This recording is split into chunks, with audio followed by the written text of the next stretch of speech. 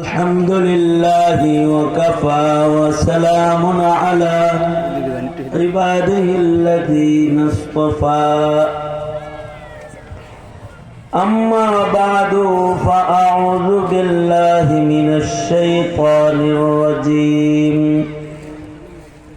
بسم الله الرحمن الرحيم إن الله يحب التوابين ويحب المتطهرين وقال النبي صلى الله عليه وسلم كل أمتي يدخلون الجنة إلا من أبى قيل من يأبى يا رسول الله قال من أطاعني دخل الجنة ومن عصاني فقد أبى أو كما قال عليه الصلاة والسلام اللهم صل على محمد وعلى آل محمد كما صليت على إبراهيم وعلى آل إبراهيم إنك حميد مجيد اللهم بارك على محمد وعلى آل محمد كما باركت على إبراهيم وعلى آل إبراهيم إنك حميد مجيد দারুল উলুম তেমুনিয়া মাদ্রাসার আয়োজনে আয়োজিত মহতী বার্ষিক ইসলামী মহাসম্মেলন 2025 সম্মেলনের মোহতারাম সাদার, মোহতারাম সভাপতি, উপস্থিত হযরত, বুজুর্গ, উলামায়ে কেরাম, সম্মুখপানে সমবেত দিন প্রিয়, ইসলাম প্রিয়, দিনদার, ইমানদার, মুমিন মুসলমান ভাইরা, পর্দার আড়াল থেকে আলোচনায় শামিল মা বোনেরা, আল্লাহর দরবারে শুকর, আল্লাহ তাআলা দিনের বেলায় নিজস্ব ব্যক্তিগত কাজ থেকে নিজেদেরকে আলোক করে আল্লাহর রাসূলের সন্তুষ্টি লক্ষ্যে উলামাদের সোহবতে, দাওয়াত ও তাবলীগের নিসবতে আল্লাহ তাআলা আমাদের আসার বসার তৌফিক দান করেছেন, মাহফিলে বসার তৌফিক দান করেছেন। এজন্য কালিমাতুশ শুকর পড়ি, শুকরিয়া আদায় করি, মুহাব্বতে, ভক্তি ভরে, সমস্বরে আওয়াজ করে সবাই মিলে বলেন আলহামদুলিল্লাহ। আল্লামা জুবায়ের আহমদ আনসারী রহমাতুল্লাহি আলাইহি ওনার হায়াত থেকে এই মাদ্রাসার সাথে সম্পৃক্ততা আসা যাওয়া। উনি যখন এই মাদ্রাসার জিম্মাদার ছিলেন তখন তো মসজিদুল আকসার ইমাম ও খতিব যিনি, তিনিও এই মাহফিলে এসেছেন। এখনো ওলামা হযরত যারা আসে, আনসারী রহমাতুল্লাহি আলাইহির সেই স্মৃতি বিজড়িত প্রতিষ্ঠান হওয়ার কারণে এই মাহফিলটার প্রতি, এই মাদ্রাসার প্রতি অনেকের দুর্বলতা বেশি। আমিও বারবার এখানে আসার একটা কারণ এটাও, রুহানিভাবে আনসারী রহমাতুল্লাহি আলাইহি খুশ হবেন।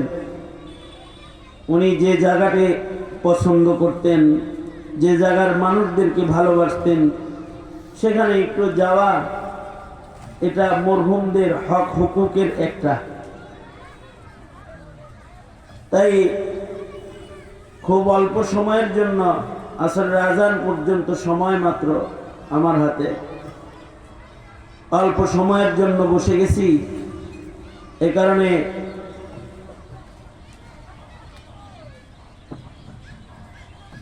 আমাদের অন্যান্য মেহমান যারা, তাদের অনেককে সময়ও দিতে পারিনি। বিশেষভাবে আব্দুল নূর ভাই,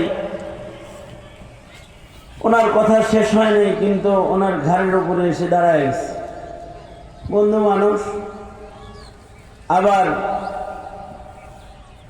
আপনাদের এলাকার সন্তান আশরাফি সাহেব, ওনারও তো 1-1 ঘন্টা সময় লাগে। ওনারে বলছি 2 মিনিটে কিছু করেন। যাই হোক, আমার হাতে সময় কম, তাই সকলের সময় কেড়ে নিছি। কেড়ে নিয়ে আপনাদের সামনে বসে গেছি। খুব সংক্ষেপে কিছু কথা।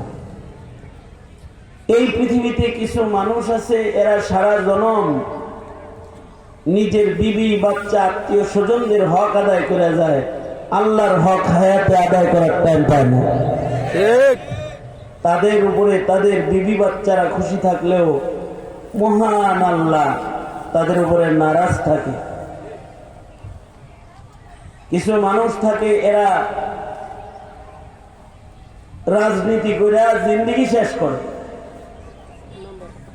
এরা দলের কাম করতে করতে দিনের কাম ভুলে যায়। এরা দলকে খুশি করার জন্য দলের নেতাকে সময় দেয়, দলের নেতাকে খুশি করার জন্য অর্থ ব্যয়, সময় ব্যয়, শক্তি ব্যয় করে। দলকে খুশি করার জন্য কখনো কখনো এরা হেলমেট পরে, পিস্তল হাতে, গুলি লইয়া, পিস্তল ধারালো অস্ত্র নিয়ে রাস্তায় দাঁড়ায়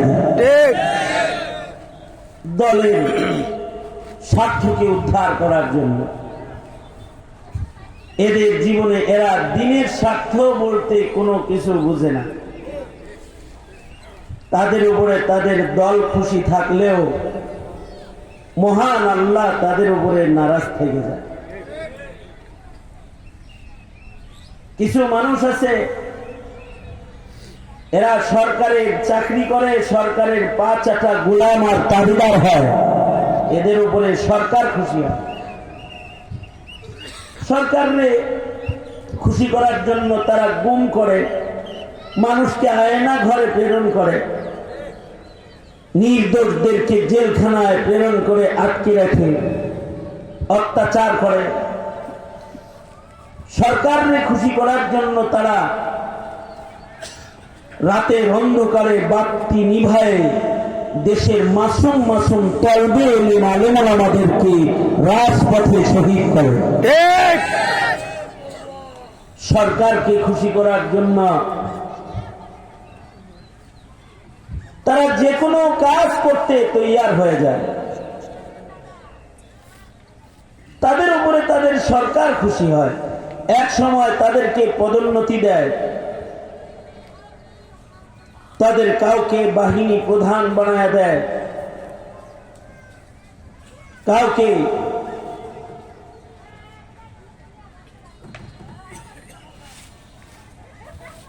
বড় ধরনের সুবিধা দিয়ে তাকে সম্মানিত করে, গোল্ড মেডেল দিয়ে দেয় তারে খামখা। অথবা তার সম্মানের আলোচনার আয়োজন করে তাকে পদক দেয়, তার আকাম কুকাম ঢাকার ব্যবস্থা সরকার করে বলে। কেন? সে সরকারের আস্থা ভাজন, সরকারের প্রিয়। তাই এই পৃথিবীতে কিছু মানুষ আছে যারা ভিনদেশী দাদাদেরকে খুশি করে, যেমন শেখ হাসিনা ভিনদেশী দাদাদেরকে খুশি করে, ভারত আমেরিকারে খুশি করে, আল্লাহরে খুশি করে একটা মেয়েরা পায়। যেমন মোদিরে খুশি করার জন্য, ইন্ডিয়াকে খুশি করার জন্য এই দেশের হাজার হাজার আলেমকে শেখ হাসিনা গ্রেফতার করেছে, শুধু মোদিরে খুশি করতে। মোদি বাংলাদেশে আসবে, এদেশের আলেমরা চায় নাই কসাই মোদি বাংলাদেশের মাটিতে পা রাখুক। ওলামায়ে কেরাম মোদি বিরোধী আন্দোলনে অংশগ্রহণ করেছেন, ব্রাহ্মণবাড়িয়ায় রক্ত ঝরেছে, লাশ পড়েছে, হাটহাজারীতে লাশ পড়েছে। শেখ হাসিনা মোদি দাদারে খুশি করার জন্য ঢালাও ভাবে আলেমদেরকে গ্রেফতার করেছে। ভারতকে খুশি করার জন্য সব করতে রাজি। এই পৃথিবীতে কিছু মানুষ আছে, এরা ভারতের খুশি তালাশ করে না, সরকারের খুশি তালাশ করে না, তারা আল্লাহরে খুশি করার জন্য নিজের জীবন দিতেও তারা রাজি। কিছু মানুষ আছে যাদের জীবনে তারা আল্লাহরে খুশি করার জন্য সব করতে রাজি।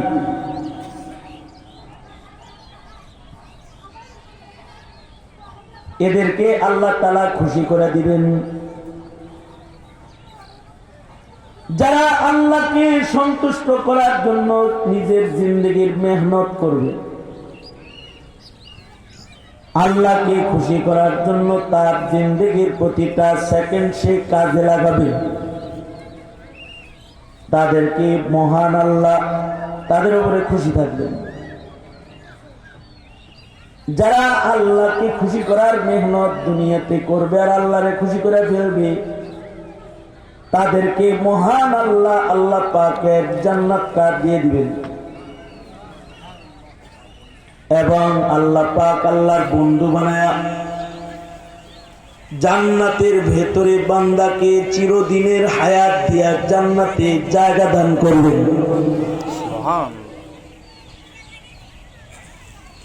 চতুর মুমিন, চালাক মুমিন যারা, তারা দুনিয়ার অন্য কারোর খুশির চিন্তা করে না,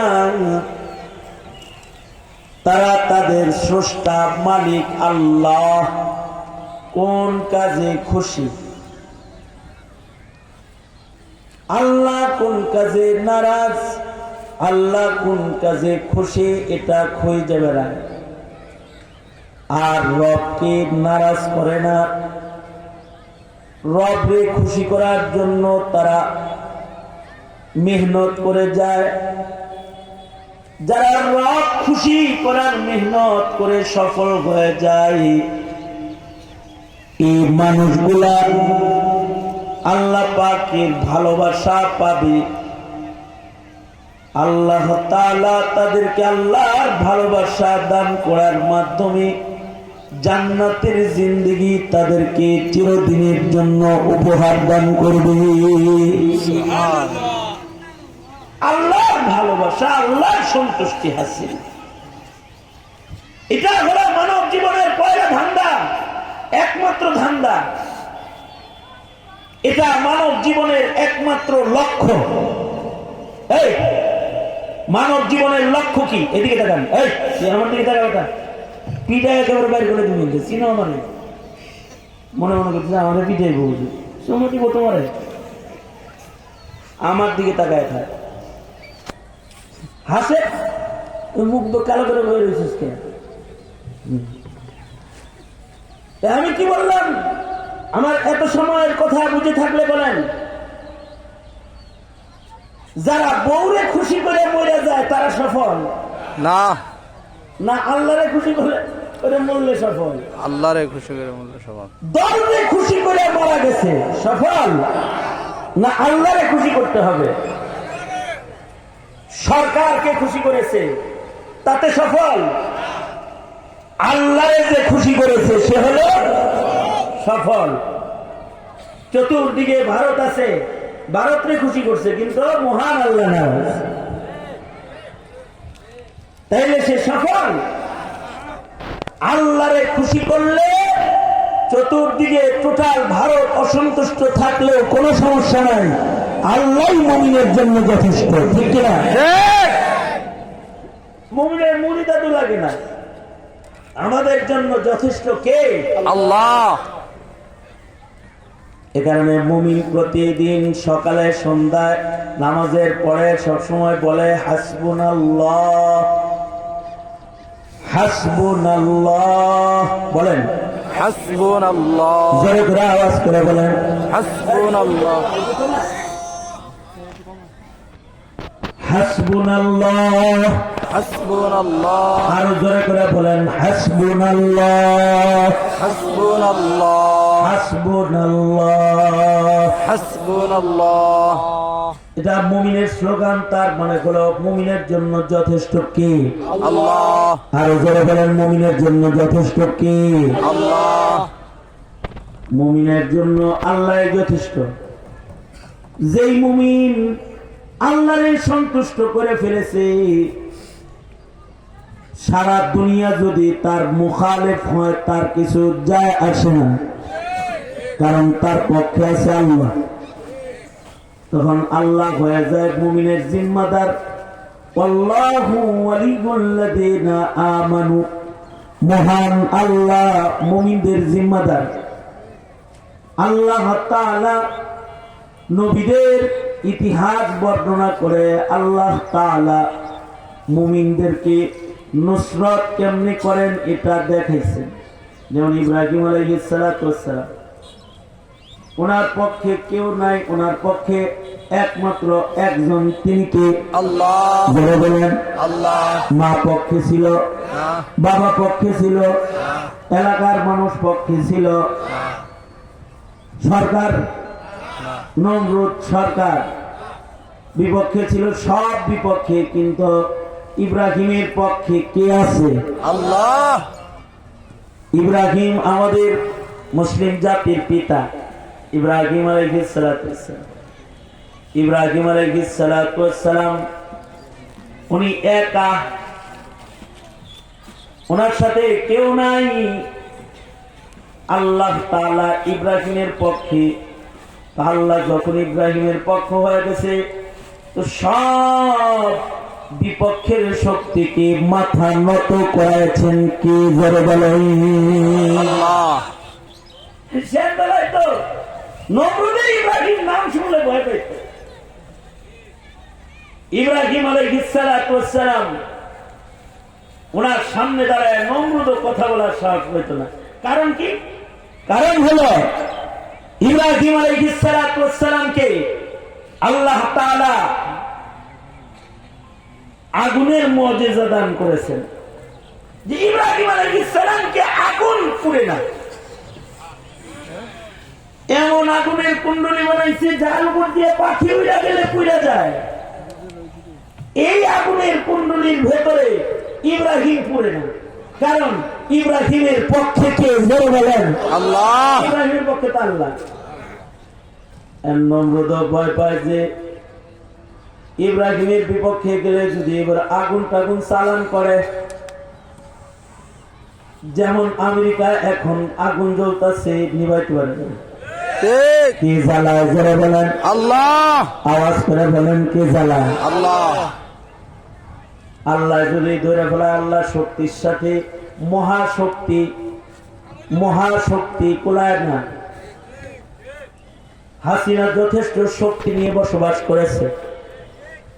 40 মিনিট আগেও কল্পনাও করে নাই যে হেলিকপ্টারে তার উঠে চলে যেত।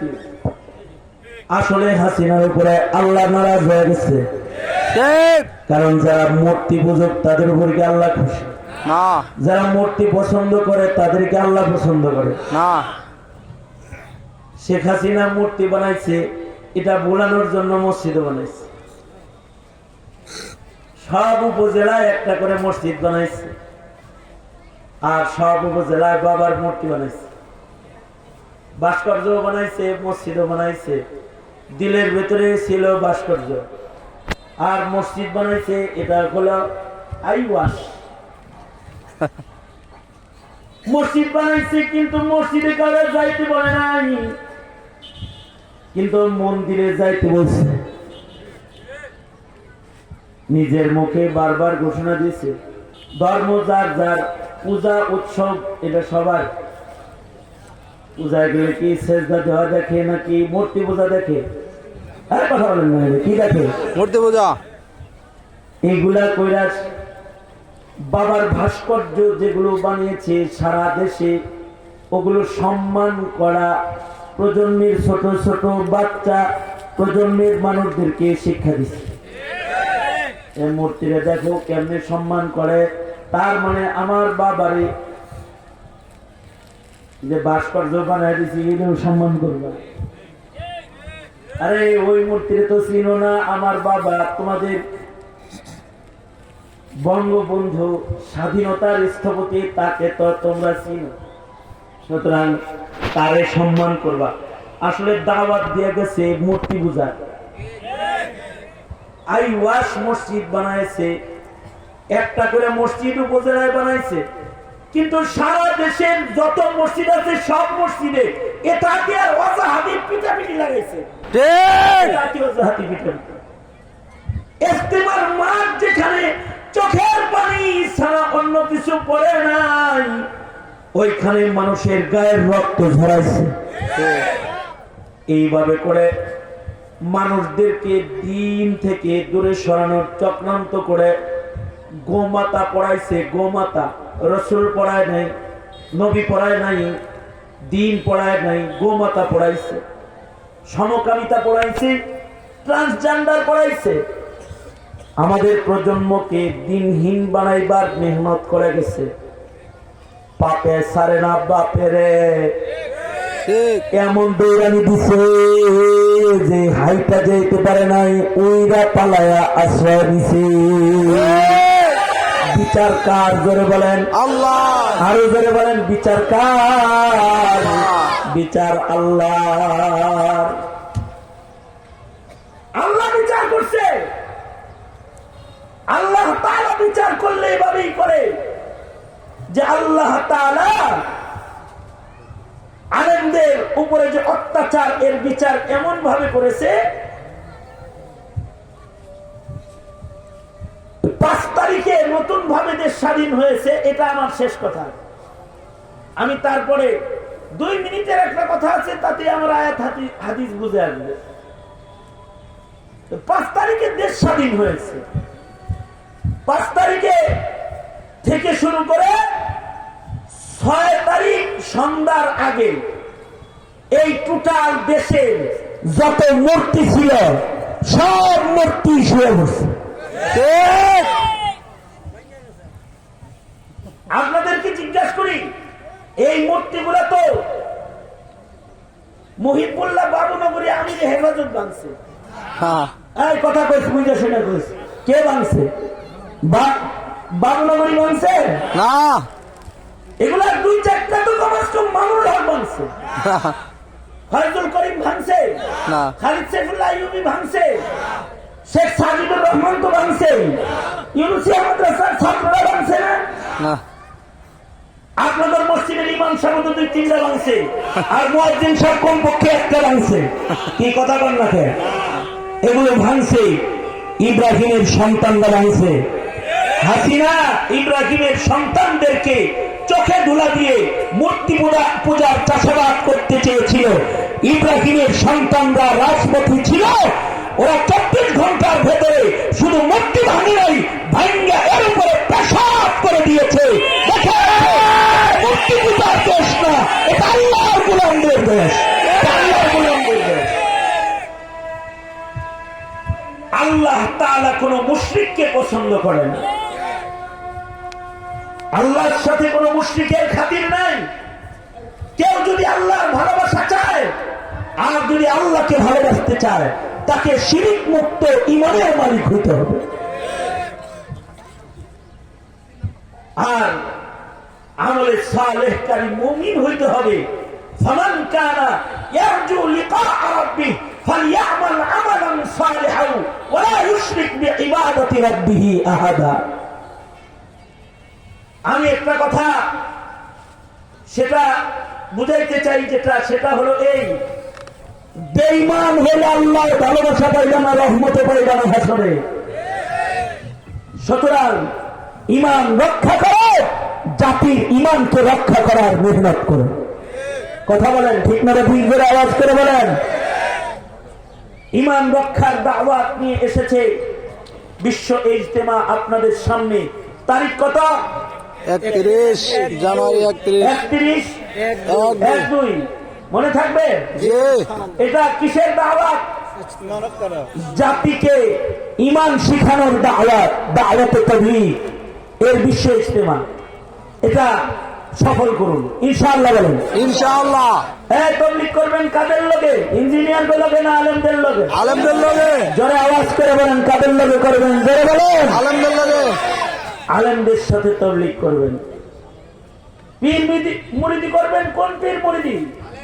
হ্যাঁ, যেই পীর মুরিদিতে আলেম ওলামার সমর্থন আছে সেই পীর মুরিদি।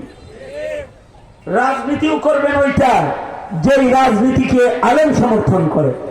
মনে রাখবেন, যদি আলেম সমর্থিত রাজনীতি সিয়াসাত না করেন তাইলে সন্তানগুলা হয়তো হিন্দু হবে, নয়তো নাস্তিক হবে, নয়তো মুরতাদ হবে, নয়তো কাদিয়ানি হয়ে কবরে চলে যাবে। কারণ এটা মুসলমানের দেশ, এখানে শিরিক প্রতিষ্ঠার সিয়াসাত কাউকে করতে দেওয়া যাবে না। এখানে নবীর ইজ্জত সম্ভ্রম রক্ষার সিয়াসত লাগবে, দিন রক্ষার সিয়াসত লাগবে। রাজনীতি করবা, ইমান রক্ষার রাজনীতি করতে হবে। খালি ডিজিটাল বাংলাদেশ গড়ার রাজনীতি করা দেশের মানুষকে আল্লাহর জান্নাত দেওয়া যায় না। ইমান রক্ষার রাজনীতি করতে হবে। সুতরাং এখন এমন একটা সময় আসছে যে নতুন সরকার গঠন করার একটা প্রশ্ন সামনে আছে। সুতরাং এলাকাবাসী সোচ্চার হও। যারা তোমার কাছে নির্বাচনী ইশতেহারে এই কথা নিয়ে আসবে কাদিয়ানীকে কাফের ঘোষণা করা হবে, তাদের ভোট দিবা।